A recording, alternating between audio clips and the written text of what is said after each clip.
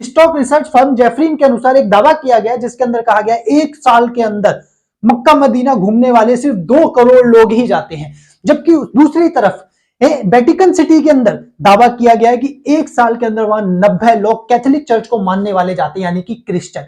जबकि अयोध्या में राम मंदिर में जाने वाले लोगों की संख्या एक साल के अंदर 5 करोड़ होने वाली है। इसका मतलब यह है कि पर्यटन व संस्कृति मंत्रालय ने कहा है कि एक दिन के अंदर 1 लाख लोग रोज अयोध्या मंदिर घूमने जाएंगे। और इसी तरीके से यहां पर एक साल के अंदर, यानी कि समझने वाली बात है, 5 करोड़ हो जाते हैं। इसी तरीके से आप एक और एग्जांपल ले लो कि पहले ही दिन यहां पर 5 लाख लोग घूमने गए थे।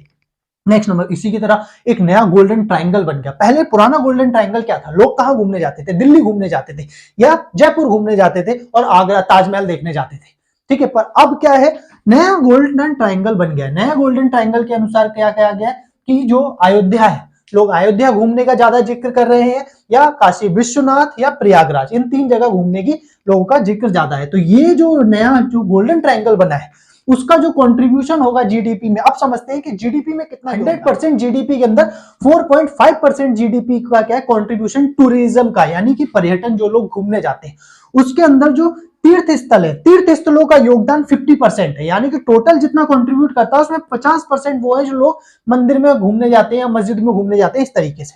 जिसमें 30% जो है वो क्या है, आपका टोटल जो गोल्डन ट्रायंगल है उसका कंट्रीब्यूशन है। अब समझते हैं कितना है, ये जो टोटल है वो 16.5 ट्रिलियन है।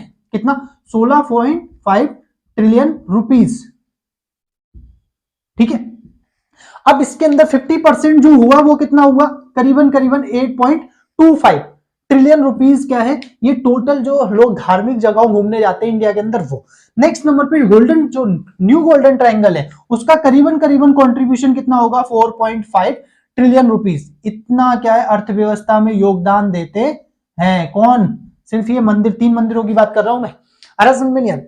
अच्छा, अब यहां पर समझते हैं कि इसी तरीके से कि भारत के अंदर अगर आपने मंदिरों में नहीं घूमे तो ना तो भारत की आप संस्कृति को पहचान पाएंगे, ना ही विरासत को पहचान पाएंगे, ना ही आर्ट देख पाएंगे, ना ही आर्किटेक्चर समझ पाएंगे।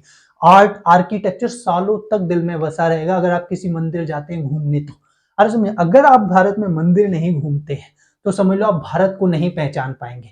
भारत इंडिया के जो है ना कि इंडिया में रह के मजे लेने हैं, वो मजे एक तरीके से मंदिर में घूमने के बाद ही है, क्योंकि वहां जाके आपको सुकून मिलेगा। किस लिए, क्योंकि ऐसे ऐसे मंदिर बने हुए हैं, देखो कि यार लोग हजारों साल पहले, मतलब समझ में नहीं आ रहा, 500 साल 1000 साल या 1500 साल पहले लोग किस तरीके से आर्ट और आर्किटेक्चर बनाया करते थे। अरे समझ नहीं, तो वो एक सुकून देगा आपको, बसा रखेगा, चाहे आप आस्तिक हो चाहे नास्तिक हो। अरे समझ में नहीं आ रही, आप किसी भी धर्म के व्यक्ति हो, भगवान मानते हो नहीं मानते उससे लेन देना नहीं, पर मंदिर घूमने के बाद ही जो चीज फील होगी कि यार वाकई इंडिया क्या घूमने लायक देश है, ये फीलिंग आएगी।